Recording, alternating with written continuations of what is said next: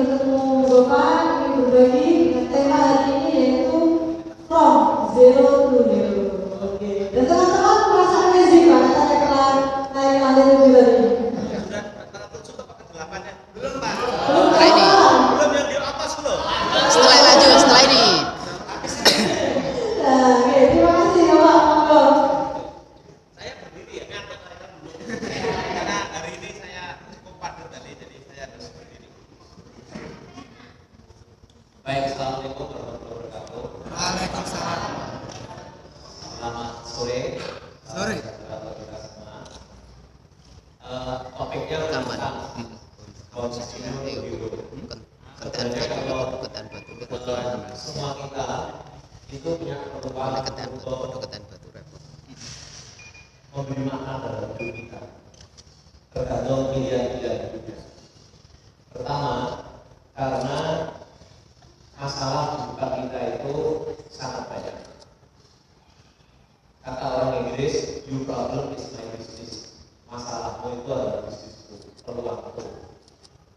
Jadi, ketika kita semua menjadikan masalah adalah peluang untuk berkarya, maka kita itu punya peluang untuk menjadi sesuatu, untuk bermakna hidup kita. Hidup saya itu kebetulan juga memilih selalu seperti itu. Kalau orang saya dulu selalu kalau waktu mahasiswa saya aktivis mahasiswa. Waktu saya jadi dosen, saya tidak biasa seperti dosen pada umumnya. Kalau dosen cuma ngajar, pulang, riset, penelitian, saya itu rela sampai malam melayani mahasiswa 2-3 orang berdiskusi. Itu saya rela melakukan itu karena disitulah saya merasa bermakna hidup saya. Jadi melebihi tugas saya, kewajiban saya di hidup saya. Waktu saya jadi rektor, saya melakukan hal yang sama. Melebihi yang dibayarkan orang sebagai seorang rektor. Waktu saya di partai politik, mungkin orang waktu itu kecewa karena saya aktivis berturut organisasi besar, tapi di sini cuma punya anggota kecil, departemen yang kecil. Lalu saya pilih, saya tetap mau karena bagi saya bukan posisinya. Yang terpenting dalam hidup saya adalah saya bisa berkontribusi apa. Nah, apa yang sebenarnya memilih hari ini di balik itu semua adalah ketika kita menetapkan misi hidup kita bermakna buat orang banyak. Yang dalam bahasa Rasulullah itu adalah kalau ingin menjadi orang yang terbaik, maka berilah manfaat untuk kita. Siapa yang terbaik di antara kita adalah yang paling banyak memberi manfaat untuk orang lain. Maka ketika Indonesia dulu begitu tahap reformasi, itu sebenarnya saya waktu itu masih jadi dosen, saya punya pilihan. Saya mau jadi penonton, saya mau jadi komentator, atau saya jadi pengamat, atau saya jadi playernya, pemainnya. Nah, ini hidup di antara 4 pilihan ini. Jadi kalau kita melihat satu masalah dan kita punya idealita, maka akhirnya kita sebenarnya adalah dihadapkan pada 4 pilihan ini. Mau jadi player, mau jadi spectator, commentator, atau experts yang mengamati, penonton, pengamat, komentator, atau pemain. Bedanya kalau penonton itu dia punya dua, mentalitasnya cuma 2, menjebol atau memuji. Maka nggak ada penonton itu datang tengah-tengah itu nggak ada. Kalau nonton bola itu pasti orang kalau nggak tepuk tangan, lagunya selalu seperti itu. Itulah mentalitas penonton. Mentalitas pengamat lain lagi. Pengamat itu selalu ingin menjelaskan ya, wah ini begini, ya seperti ini. Kalau komentator lain lagi, komentari terus apa saja bisa dikomentari. Nah, player itu kalau dia sepak bola, manajer, pemain, pertahanan, pemain, itu semua player. Karena dia hanya terlibat untuk menciptakan sebuah pertandingan yang ditonton, yang menarik. Nah, player itu ada risiko dijebol atau diuji. Nah, sekarang saya mau tanya, Anda semua memilih kira-kira di antara 4 pilihan itu pilih yang mana? Main. Pilih yang mana?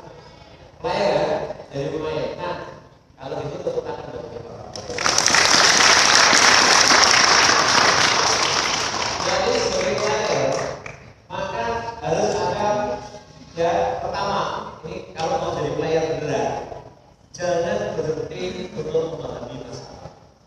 Bahasa Inggris ada istilah methodically understanding complexity. Cobalah pahami masalah itu seakar-akarnya. Karena banyak orang yang cuma melihat masalah itu kulit-kulitnya, tidak tahu akar masalahnya. Ini jangan apa tuh? Ya. Nah, beda kalau komentator yang penting kan komentari dong. Komentari. Dan komentator itu kayak salah ya, sebenarnya salah. Nanti kalau player itu kalau salah dijebak orang, salah sedikit kakinya pukul gitu. Itu player mau ambil risiko yang luar biasa. Nah saya ini terus terang dalam politik, dulu saya dosen, kemudian saya sempat ikut di perusahaan.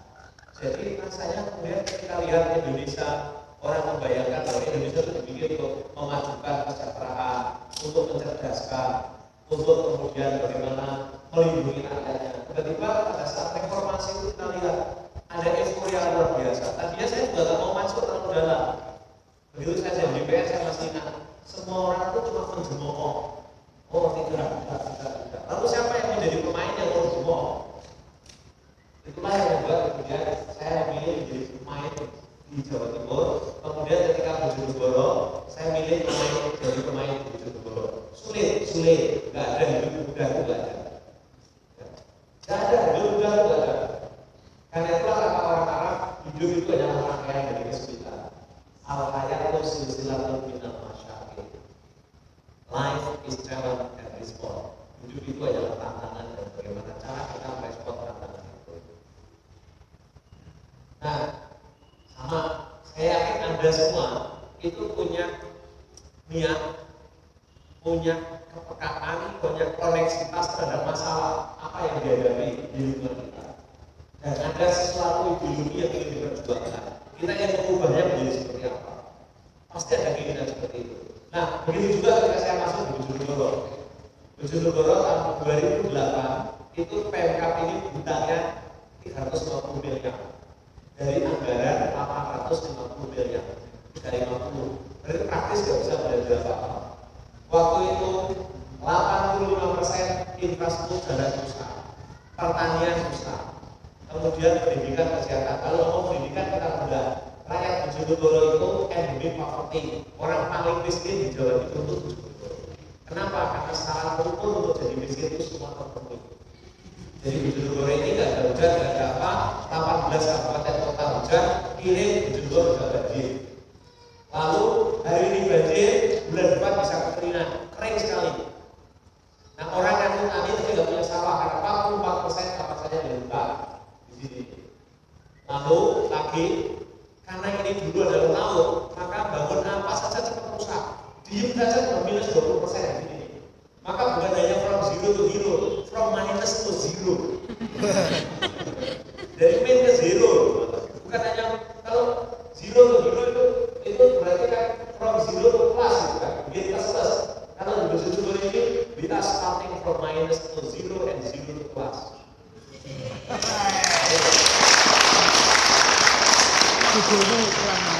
Nah, semua zero.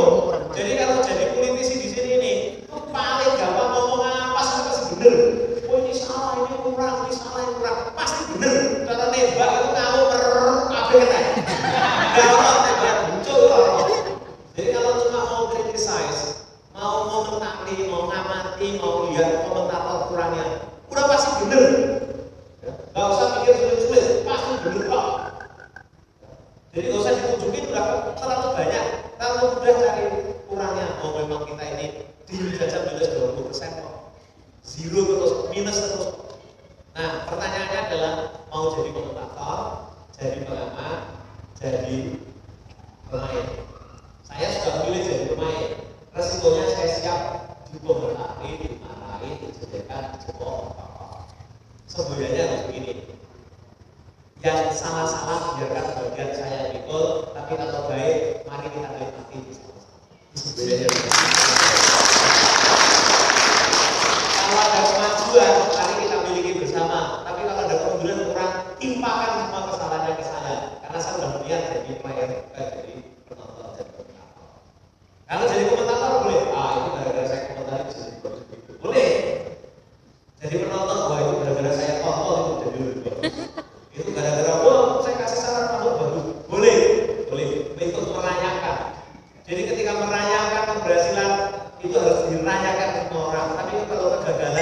alhamdulillah saya miliki sendiri. And then we make reflection, kita merefleksi apa kekurangan dan apa. Pakai itu melakukan sesuatu kami. Itu berdasar orang lain. Lalu apa yang terjadi, Bapak Saudara? Ternyata benar istilah orang Arab yang mengatakan tidak sodakot asmu. Kalau orang itu mau sungguh-sungguh, maka jalan itu terbuka. Saya terus terang, background saya ini bahasa Arab. Background saya bahasa Arab. Jadi kalau ngomong bahasa Arab saya lebih hebat lah dibanding bahasa Inggris saya bahasa Inggris. Jadi saya kalau ngomong bahasa Arab itu saya udah bisa pidato di Bangkoknya, di Libya, di Yordan. Kalau sudah lapar udah ke sana. Bahasa Inggris saya nggak bisa. Ya, kalau bahasa Inggris dulu tertawa-tawa itu anak saya. Karena keliru. Nah, sekarang KTP saya udah ceramah di Amerika. Kampus paling top dunia saya udah ceramah pakai bahasa Inggris. Di Brazil, ceramah di Rusia, ceramah di Filipina, ceramah berbahasa Inggris di Afrika Selatan, di Vatikan. Wow, sekarang udah agak kayak gimana gitu ya. Tapi apa kemudian? Kalau kita sungguh-sungguh betul Tuhan itu membukakan jalan, apalagi kalau kita membuka hati dengan orang lain, tidak menutup diri, maka kuncinya yang kemudian adalah sungguh-sungguh itu tandanya tiga. Satu adalah open bill, bukan hanya dari terus. Yang kedua open heart, buka hati. Yang ketiga adalah open mind, buka pikiran. Dan ternyata dari situlah saya kita ini semua dapat ide yang tak terbatas. Tadi sudah lihat loh di atas sana. Bagaimana apa sebenarnya makna daripada open global partnership yang sekarang Bojonegoro menjadi percontohan dunia untuk itu. Oh, saya baru pulang dari Washington, belum sampai ke rumah saya sudah terima email lagi ada pertemuan OGP Summit tingkat internasional di Paris. Saya belum sampai ke rumah sudah dapat emailnya dari wali kota Paris. Saya diminta menjadi keynote speech untuk pertemuan internasional di Paris. Dan yakinlah bahwa itu satu-satunya orang pejabat Indonesia yang bicara di forum itu lagi Pak. Jadi kalau kaget tepuk tangan saya susah untuk mengatakan itu.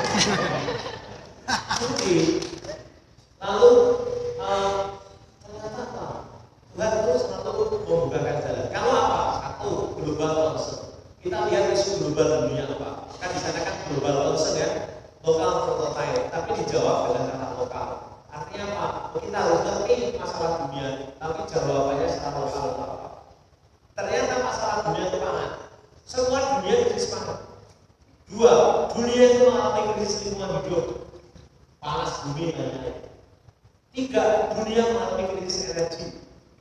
Tiga, dunia itu perlu jawaban soal mungkin nggak industri minyak ekstraktif industri itu berdampak pada kesejahteraan rakyat miskin. Dunia lagi cari jawaban. Yang kelima, keempat, dunia lagi cari jawaban. Mungkinkah transisi demokrasi itu berjalan lebih mulus? Dan mungkinkah di negeri seperti Indonesia itu punya demokrasi di level lokal yang lebih baik? Mungkin nggak? Apakah demokrasi akan melahirkan korupsi atau kemudian akan melahirkan efek positif? Itu pertanyaan dunia. Lalu kami ini menjawab dengan sadar di sini. Kira-kira apa ya jawabannya? Maka waktu itu kita bikin oke, coba kita hitung beneran. Kalau kita mau produksi pangan bisa nggak? Pelan-pelan dari 700 ton, tahun lalu bisa produksi gabah menjadi 907 ton. Kita pikir itu apa yang membuat produktivitas? Migas akhirnya berhasil diproduksi. Tapi bagaimana memastikan migas tidak ada kerusakan lingkungan? Kita perbaiki. Maka kita menemukan bukan kita hebat, tapi ketemu aja jalannya. Contoh jalannya apa? Tiba-tiba kita nemu paving itu dari rakyat Bojonegoro. Karena jadi nggak sombong, kan nggak boleh. Kalau kita sombong, rakyat milih sombong, bisa aku bupati kok, pejabat-pejabat insinyur kok dulu kok bisa. Rakyatnya insinyur bisa kalah orang Lampung. Begitu lihat paving dipasang bagus, akhirnya insinyur nggak suruh pelajari itu, bener nggak? Begitu kita bagus, kita pakai di Bojonegoro ini semua. Maka terjadilah efisiensi pembangunan jalan yang luar biasa dan friendly environment, sangat bagus untuk lingkungan hidup. Lalu kita dapat penghargaan kelembagaan di UNSDN. Maka kalau Anda lihat di sana ada batu besar itu pindah dari tempat yang sulit. Itu apa? Untuk menunjukkan sesulit apapun bisa kita raih bersama-sama. Saya selalu mengatakan banjir kering itu adalah takdirnya orang Bojonegoro. Tapi nasibnya kita sendiri yang menentukan. Apakah akan bahagia, akan tumbuh berkembang, akan meraih prestasi. Itu nasib namanya. We are captain of our soul. Kita adalah kapten dari jiwa kita. Jiwa kita lah yang menunjukkan nasib itu. That's our destiny. Jadi nasib itu kita, bukan orang lain yang menentukan. Biar ini semua dia begini, tapi kita bisa menentukan. Dan ternyata apa kemudian berikutnya? Kita tahu, oh ini persoalan SDM ini masalah nih. Orang Bojonegoro ini ternyata SDM-nya rendah, dan saya sadari itu. Kemudian kita belajar lagi gimana ya caranya kalau SDM begini nih. Maka muncullah proposal misalnya yang tahun ini, tahun lalu anak kita saya ingin membawa gimana ya caranya anak Bojonegoro semua mau sekolah. Oh ternyata nggak berlaku rumus di seluruh Indonesia. Bojonegoro itu ya Bojonegoro ternyata. Ternyata anak Bojonegoro itu masih suka kalau nggak sekolah. Makanya saya putuskan mau anaknya orang kaya orang miskin kasih duit 2 juta rupiah asal mau sekolah SMK. Ternyata langsung dari 67% dari 99,9% itu sekolah. Lalu saya dapat pelajaran kalau dipilih orang miskin saja nanti yang agak kaya itu terus tidak mau sekolah. Alasannya apa? Berarti ini duit dari sekolah. Maka saya putuskan kasih semua. Baru tahun ini sudah saya tawarkan. Ada nggak yang kira-kira orang tuanya keberatan kalau dikasih duit? Kemarin saya sudah dapat jawaban. Pegawai negeri yang golongan 3 ke atas, yang guru bapak ibunya yang sudah dapat tunjangan sertifikasi, mereka rela untuk tidak menerima uang itu. Bagus, berarti kan sudah mulai ada sana. Lalu akan saya tawarkan, siapa yang merasa mampu boleh tidak ambil jatah itu. Untuk apa? Nanti kita kasih beasiswa lagi untuk siapa? Untuk anak-anak yang orang miskin supaya dia bisa kuliah diploma. Kalau bisa 4.000 anak dibiasiswai diploma, pasti anak Bojonegoro akan cepat keluar dari kemiskinan. Lalu kita ini mikir, waduh gimana ya caranya supaya orang Bojonegoro itu mau ya percaya sama pemerintah? Karena dulu nggak percaya pemerintah. Maka kita bikin keterbukaan. Setiap Jumat kita dialog di sini. Lalu handphone saya nomornya tak bagi ke seluruh rakyat. Sekarang radio ngomong apa saja sudah. Maka sekarang medsos, web semua kita dapat ide dari anak-anak luar biasa. Ya. Saya bikin Dewan IT dari mana? Idenya dari Facebook. Anak-anak Facebookan itu, wah usul Dewan IT, akhirnya saya bikin. Maka Bojonegoro pertama bikin Dewan IT sebelum Indonesia. Lalu saya tahu, oh ternyata ada banyak anak-anak muda yang kegiatan tapi idenya bagus ya. Itu anak-anak blogger. Wah ini penting nih ketemu tuh ngobrol. Maka kita bikin ngobrol, kita bikin apa, lalu connect semuanya, kita connectkan. Akhirnya saya sekarang punya cara lagi. Wah kalau saya sendirian ternyata nggak ngatasi ya. Saya mengangkat staf yang khusus guru begini. Akhirnya saya ngangkat staf lain yang khusus itu. Lalu dari situ kita belajar soal demokrasi. Oh demokrasi Indonesia itu noesis. Terlalu gaduh. Kenapa? Hebat, bener-bener dewe. Maka kita bikin dialog. Oh Indonesia itu kalau disuruh kasih kepercayaan dari perwakilan itu malah repot, sok pinter. Akhirnya apa? Bikin gajah. Semua orang boleh ngomong apa saja pada pemimpinnya dan sebaliknya. Makanya direct. Lalu apa? Akhirnya dari situ berbagi peran. Lalu digitalisasi jalan. Digitalisasinya jalan. Bayangkan. Bulan lalu kita masih 53 aplikasi, sekarang ada 60 lebih aplikasi untuk kelola pemerintahan. Dan anehnya itu tidak beli sebagian dibikin oleh anak-anak praktikum, anak-anak apa itu bikin. Sekarang dibikinin anak-anak itu, begitu kan saya. Makanya waktu kita nggak bayangkan tiba-tiba ada orang riset dari luar negeri lihat ada ya model demokrasi begini nih, ditulislah di buku Leading from Emerging Future. Oleh Profesor Otto, dan kalau hari ini Anda membaca tentang the blind spot of the winning Donald Trump winning, penulisnya adalah Otto Scharmer dan sekarang share di mana viral di dunia. Itu adalah orang yang pernah melakukan penelitian di sini, yang dia teliti bahwa dunia sedang krisis, perlu cara baru, cara ekonomi baru, cara pendidikan baru, dan cara baru. Lalu dia sebutkan cara mengelola politik baru itu sudah ada contohnya di dunia, yaitu di Bojonegoro. Di buku itu ditulis seperti itu.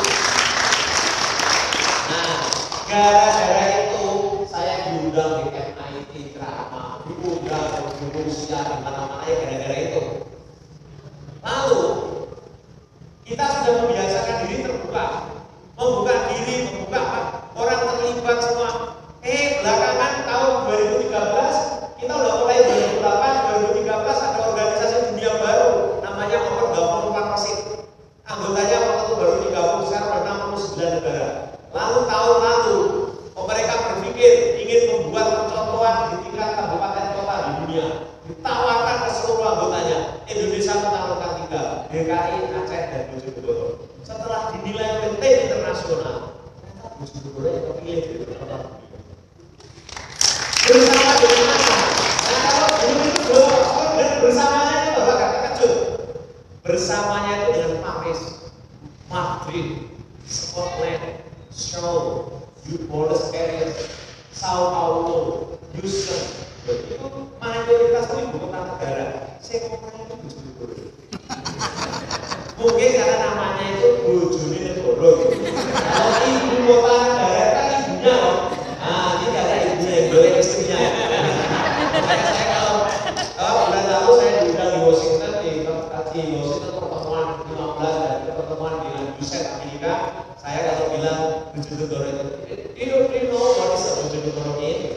Well, you don't know. Bojonegoro mean is the country's wife. The country's wife. Makanya minggu bulan depan saya diminta keynote speech di sana. Lalu apa itu artinya sebenarnya? Apakah kita hebat? Enggak. Kita dianggap memberikan jawaban, membuat lilin kecil bagi kegelapan dunia. Ketika saya tahu-tahu diundang ceramah di Vatikan, itu hanya 60 pemimpin lokal dunia, wali kota New York, wali kota New Orleans, Paris. Waduh, saya itu bersejajar dengan wali kota top dunia. Ya, Bojonegoro yang dulu dianggap terpakai banjir dan kering itu tiba-tiba pandang dunia. Lalu saya bingung, kenapa kok Bojonegoro? Ternyata saya dapat jawabannya dari UNSDM, Pak Jeffrisa, itu penasihat PBB. Karena Bojonegoro itu dianggap memberi lilin dunia.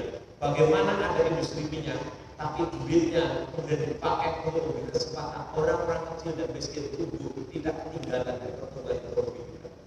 Yang tadi saya sebut, memberi beasiswa, memberikan insentif investasi untuk pedesaan, itu mengangkat orang miskin. Dan Bank Dunia melakukan survei, mereka baca dari hasil risetnya Bank Dunia. Kok ada ya dunia seperti ini? Ini yang kami cari di dunia. Apakah kita sekarang sudah hero? Belum. Realisasi kan belum hero. Tapi jangan ragu. Kalau kita punya pemahaman terhadap global, lalu kita melakukan sesuatu yang konkret dan itu memberi resonansi jawaban buat masalah dunia, ternyata itu bakal terlihat. Saya masih ingat ketika awal menjabat, saya membuat baliho yang tulisannya begini: daripada menyalahkan kegelapan, mari nyalakan lilin kecil. Itu lebih baik menyalakan lilin daripada menyalahkan kegelapan. Dan lilin-lilin itu ternyata dilihat oleh dunia sekarang. Maka Bojonegoro menjadi contohan soal OGP, soal pangan, soal ekstraktif industri. 2 hari berturut-turut saya terima tamu dari Thailand, kemudian dari rombongan ekspor besar di sini sampai malam untuk kemudian mendapatkan penjelasan bagaimana sebenarnya pemerintahan global. Oke.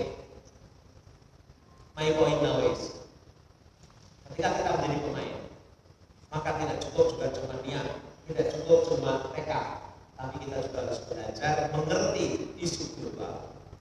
Yang kemudian berikutnya adalah bersungguh-sungguhlah untuk memberikan jawaban secara lokal. Jika Anda tidak sendirian, tidak bisa sendirian, Anda harus merangkul sebanyak mungkin orang. Rangkullah sebanyak mungkin orang, ajaklah, mengkaitkan prinsip dari partnership, komunitas, pebisnis, akademisi, NGO, pemerintah harus bersatu untuk kemudian menciptakan sesuatu. Itulah kalimat sinergi, itulah kolaborasi. Dan kenapa saya suka hari ini menerima kalian semua? Karena saya yakin saya akan dapat banyak hal dari kalian. Karena now you are my partner.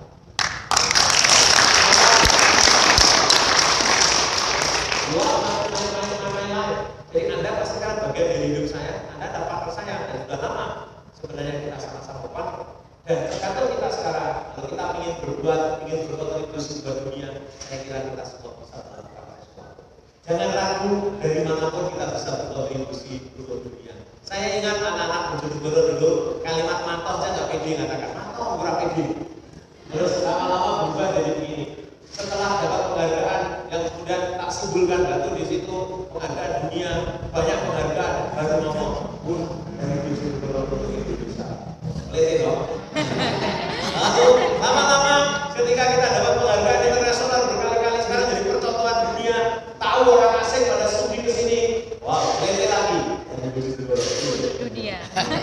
Makanya untuk melihatnya itu, saya bikin jargon sekalian tahun ini, melampaui batas maksimal.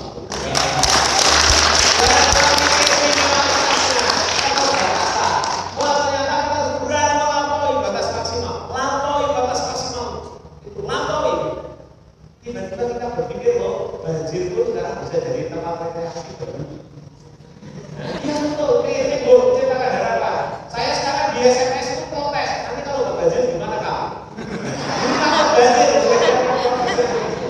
Anda tahu kan, di sepanjang jalan itu kenapa kita tanami bougainville? Itulah cara kita membangun harapan di saat musim kering. Karena bougainville itu kan keluar bunga yang sangat bagus ketika kering sangat. Jadi kering yang sangat pun memberi harapan kebahagiaan. Banjir pun memberi harapan kebahagiaan. Lalu saya bilang, memang cuma Jepang aja yang punya festival sakura. One day kita punya festival bougainville.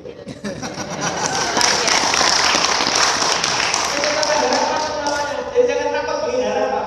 Sekarang ini ada yang bilang di Bojonegoro, kita tidak sempat menikmati musim jati gugur dan bersemi. Makanya sekarang nggak ada festival pun kan. Festival balas jadi nggak ada karena nggak sempat mengalami kering ya sangat. Intinya adalah dimanapun kita, ini yang terakhir poin saya, ojo lali bahagia. Dalam semua proses kita bisa bahagia dan menikmati bahagia. Ini sekali lagi ojo lali bahagia. Makanya ada kaos-kaos yang tulis ojo lali bahagia.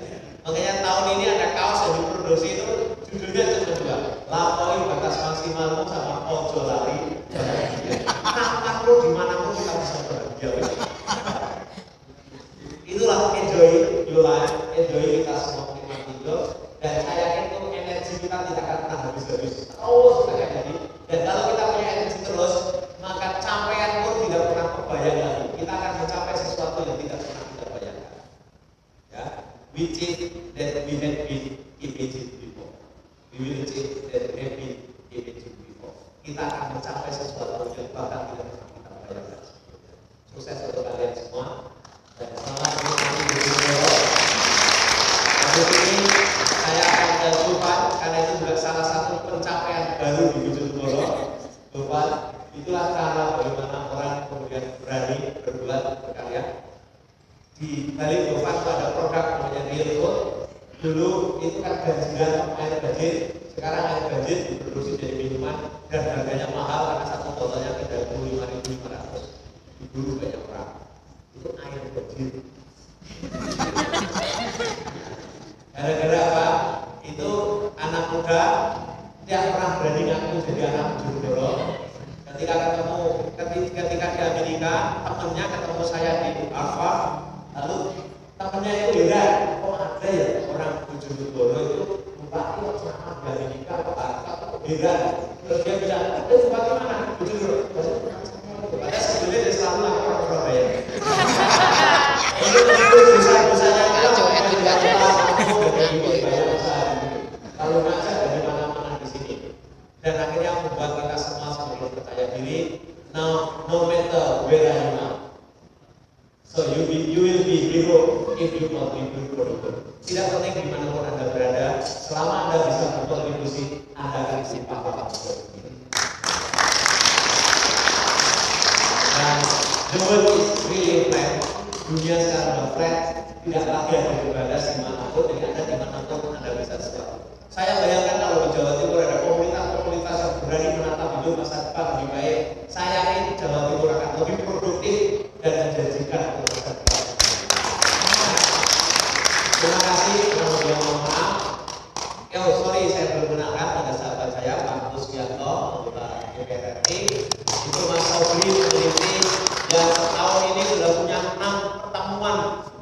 bidang pertanian integratif, ya, apa istilahnya farming, integratif farming, dan banyak sekali temuannya. Kalau Anda lihat ada dia salah satu temuannya adalah dia punya integratif farming di mana nanam kangkung itu 7 hari sudah bisa dipanen. Kalau biasanya 30 hari itu bisa dipanen.